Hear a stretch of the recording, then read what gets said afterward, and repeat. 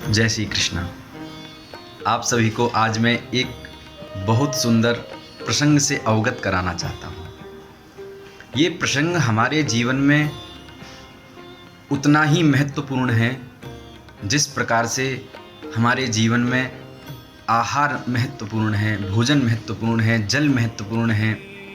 जिस प्रकार से मछली के लिए जल महत्वपूर्ण है, उसी लिए यह प्रसंग, यह कथा हमारे जीवन में बड़ा महत्व रखती है।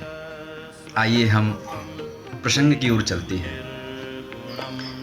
एक बार की बात है कि एक साधु एक पात्र को, एक बर्तन को प्रतिदिन मांजा करता था।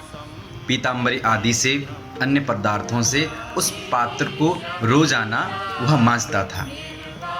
और उसी नित्य क्रिया को एक व्यक्ति आकर के देखता था और बोलता था कि अरे महाराज, आप इस पात्र को, आप इस बर्तन को प्रतिदिन मांजते हो, अरे सप्ताह में एक बार मांज लिया करो।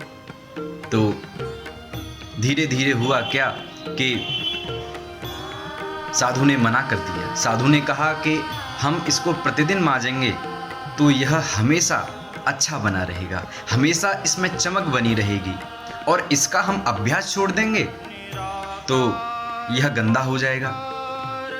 अब इसके बाद वह साधु धीरे धीरे बुजुर्ग हो गया, वृद्धावस्था को प्राप्त हो गया।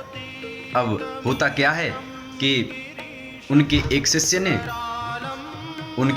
बोला कि आप महाराज, आप प्रतिदिन एक पात्र को मांजा करते थे। साधु ने कहा हाँ, बात तो सही है।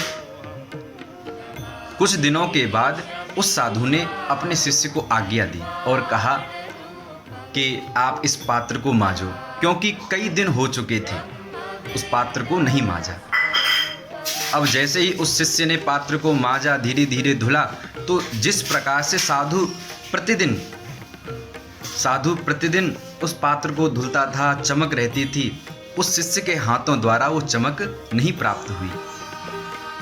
अब तो महाराज, साधु के मन में बड़ा खेद हुआ और साधु ने कहा कि जिस प्रकार से हम प्रतिदिन पात्र को मांजते थे और इसमें एक चमक बनी रहती थी, और शिष्य ने कई दिनों के बाद मांजा तो उसमें वह चमक नहीं आई। ठीक उसी प्रकार से हमें प्रभु का स्मरण प्रतिदिन करना चाहिए। हमें एक भी दिन अवकाश नहीं लेना चाहिए कि आज नहीं कल कर लेंगे, कल नहीं परसों कर लेंगे।